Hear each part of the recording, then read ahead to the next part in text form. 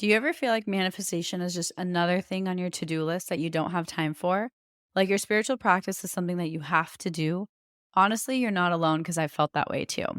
Something that's really changed my relationship with manifestation is blending it into my lifestyle so that no matter what I'm doing, I'm also manifesting.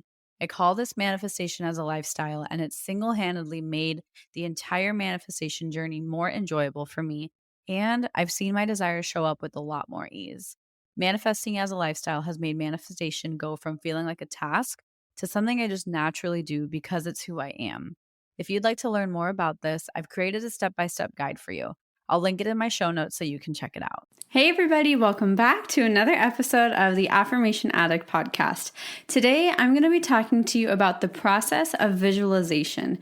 In this world of law of attraction and manifestation, it's something that's heavily talked about, but sometimes we don't know what the process is or we have some questions about it.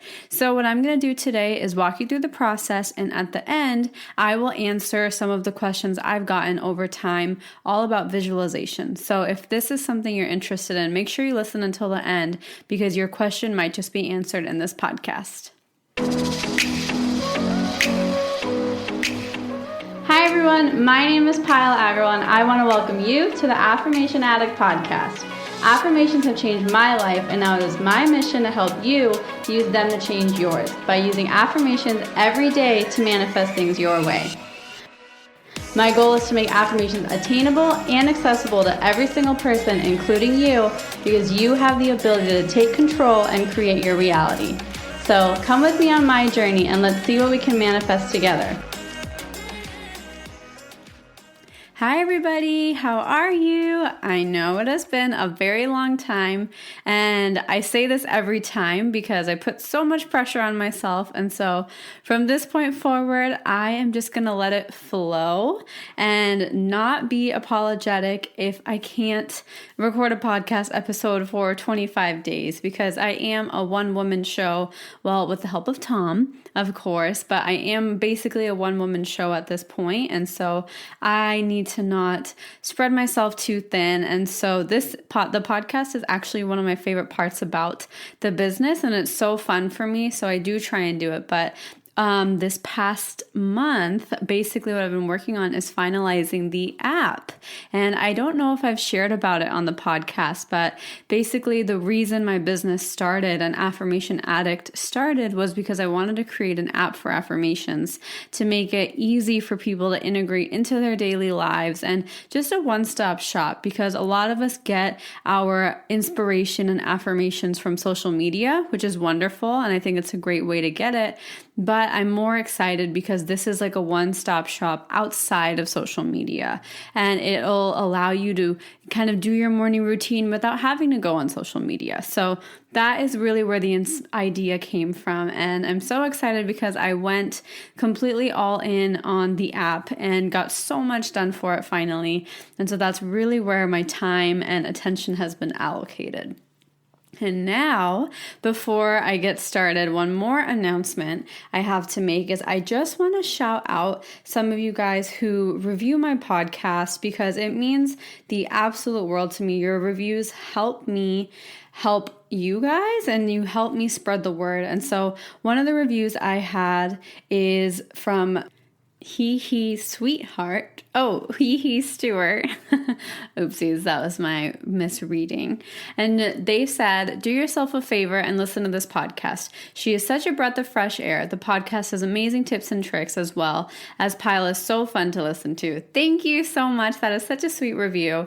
And so if you haven't already, please feel free to take a second if you're on the iTunes app and leave me a review because I love hearing what you guys like about it, and it really helps me spread the word.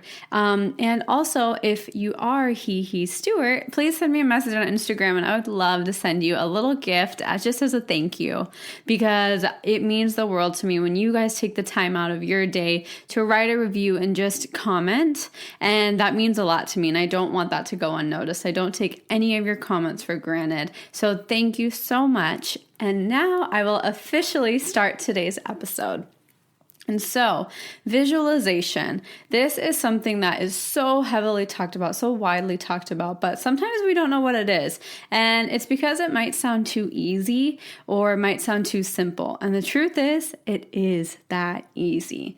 So, visualization, in my personal definition, is the process of basically adult daydreaming. It's imagining yourself and what you want to manifest as if it has already happened and really walking yourself through that day. If you listen to my journaling podcast, I talked a lot about scripting, which is writing down a day in your life as if your manifestation has already come true. So this is like a more imaginative way and a more visual way of doing it. And so the process is very simple. It's really just like a intentional process of imagining. So I'm going to break it down into 3 simple steps so you can take notes just so it's easy to process. And the first step is set your intention about what you want. What is it that you want to manifest? Make sure you know what you're trying to quote unquote visualize. The second step is to get in a comfortable position, get in a comfortable place. So close your eyes, get comfy. You can do it laying down. You can do it sitting up. You can do it honestly anywhere at any time. You can do it while you're walking around. I do it sometimes when I'm like walking around in nature because I kind of zone out while walking. And so then I start visualizing. And you can play music, you can light candles, essential oils, whatever really floats your boat and gets you feeling in a really nice and calm mood. And the third step is to actually visualize. All you really need to do is you can close or keep your eyes open and just imagine. It really helps to close your eyes. The opening your eyes visualization, that kind of comes later once you've done it a lot, but it's just closing your eyes and playing the scenarios out in your head. Like if you do it right now, take a second, close your eyes and just imagine yourself in your happiest state, or imagine yourself with your dream job or living in your dream city or going on that dream vacation. Just take a second right now, close your eyes and imagine that.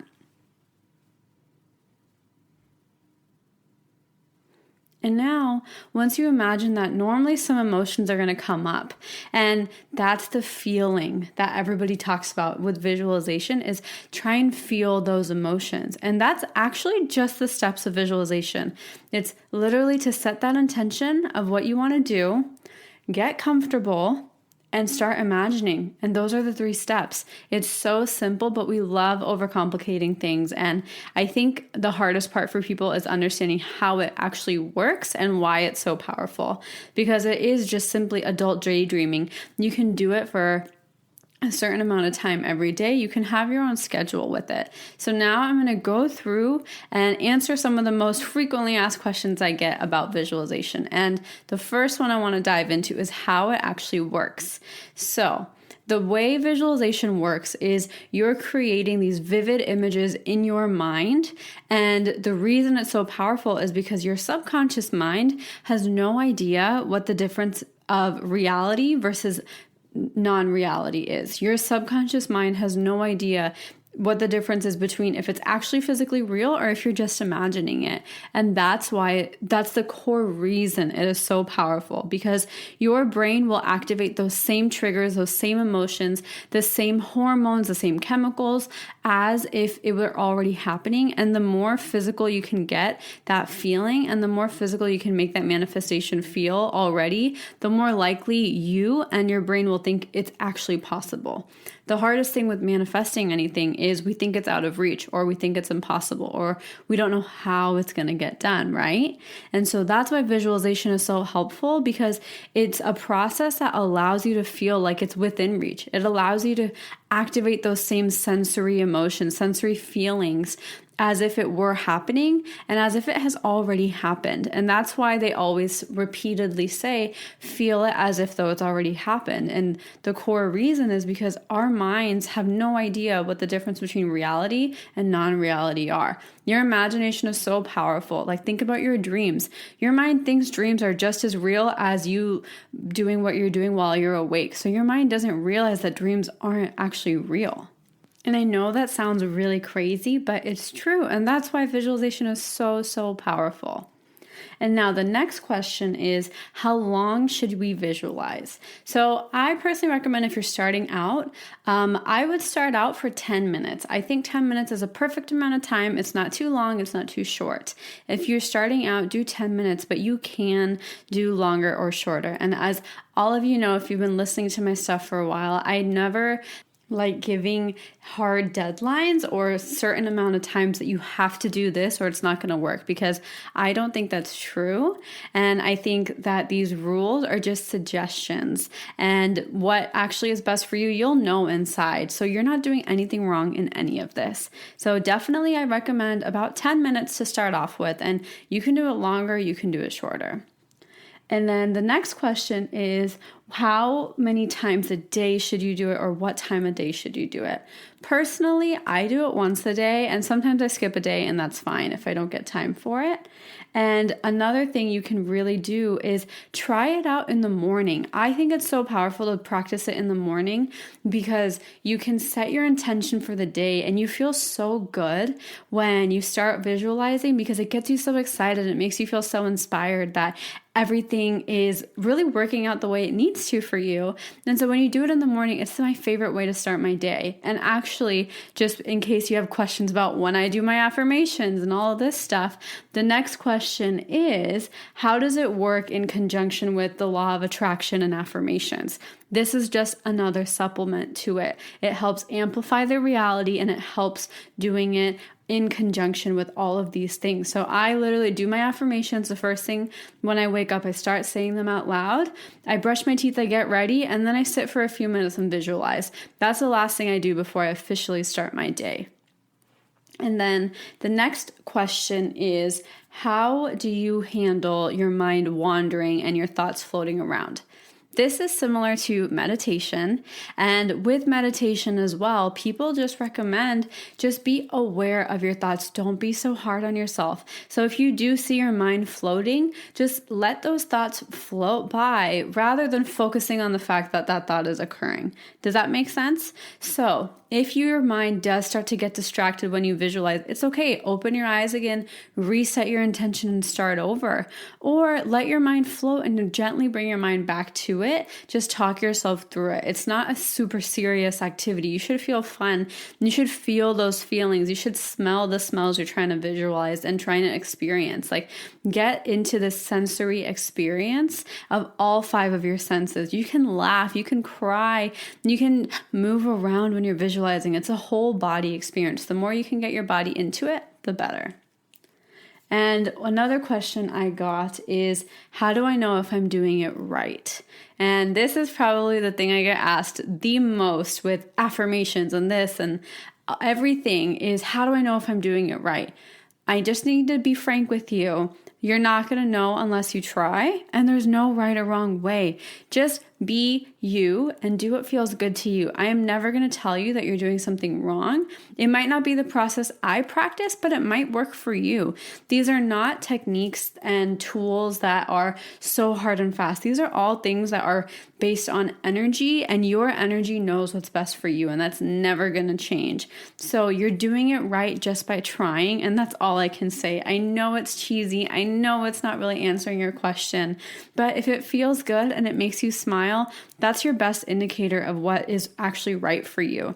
Whatever feels good to you is what's right for you. So don't get stuck in the self-criticism or the self-shame cycle, because that's just your thoughts and your lack of kind of self-trust coming out. Because you don't feel confident in visualization, you might not have experienced the beautiful benefits of visualization. You might not feel good while you're doing it, but just take a step back and let yourself just try it out as an experiment and have fun with it. And those are all of the main questions I had with visualization. And one thing I do really, really want to emphasize with this is it is such a super simple process, and it's just fun and playful. One thing I recommend doing if you kind of get stuck or you just feel really wrong, is what I really like doing if I don't know how to visualize or what to visualize. I start by scripting, which is that process I mentioned earlier. I start by writing down what I'm trying to visualize and writing down what I'm trying to manifest, because when I write it down, I have that story played out, and then it's easier for my mind to see that playing out visually. So if you don't know where to start, maybe start by scripting and then try visualizing. Another thing you can do is make that vision board. I'm a big proponent of vision boards. I think they're such a fun way to get your mind excited about what's coming your way and just get clear about what you want. So maybe you can make a vision board or look at some videos of things that you want. For example, if you are a traveler and you really want to manifest traveling, watch travel videos, watch hotel tours. You can watch like different travel movies that really help you excite those senses that need to be activated. If you're trying to manifest a dream job, maybe watch interviews with the people who you would be working with, or maybe watch interviews with that company's CEO. Get creative. Like there's no rules to this, but just try and align yourself with that energy in one way or the other. That's just what visualization is. It's aligning yourself with the manifestation and with the results you want. Because the truth of the matter and what everything leads up to is the fact that there's no difference between who you are now and who you're going to be. It's just your perspective. So really there's no difference between you right here, right now, and you once that manifestation is accomplished, and it's just bridging that gap. So if you can visualize yourself and start feeling as if that manifestation is already true through these techniques of visualization and affirmations, then you can have fun with it and feel like you're already that version of yourself who has that reality, because your manifestations are in process. They're energetically already real. The second your thoughts bring that into your mind, bring your manifestation into your mind, it's an energetic entity, like it exists. So get excited about the fact that these things exist and just play around with them and have fun with them and let your mind kind of process them in ways that gets you excited that you never knew of before. And so I hope you found this episode helpful. And if you did, I would love to hear your feedback, whether you share it on Instagram and tell me your biggest takeaway, or just send me a message, anything. I read all of your feedback. I read all of your messages and emails. I get so many throughout the day, but I do make time to read them and recap them just to make sure I am being aligned with what you guys really want and need from me. And if you made it this far in the episode, I wanted to say thank you so much from the bottom of my heart. I'm so grateful you took time out of your day to spend some time with me, and I hope you were able to learn from this podcast episode. And if you were and you do try visualization, just let me know how it goes for you. It's a really fun, simple technique to try out, and I guarantee it'll just bring a little bit of a smile to your face, if nothing else. But it can also bring the most amazing things. So don't underestimate the power of visualization, and have a beautiful, beautiful rest of your day. And I will talk to you very, very soon. Mwah! Bye-bye. That's all I have for you guys, and I just want to say thank you again for spending some time with me. I really hope you enjoyed this episode, and if you did, head over to my social media. I'm on Instagram, Facebook, and Twitter, or go to my website if you want to subscribe to my email list, which is affirmation-addict.com. I cannot wait to hear from you guys, and I will talk to you guys super soon. Have a good one, you guys. Bye!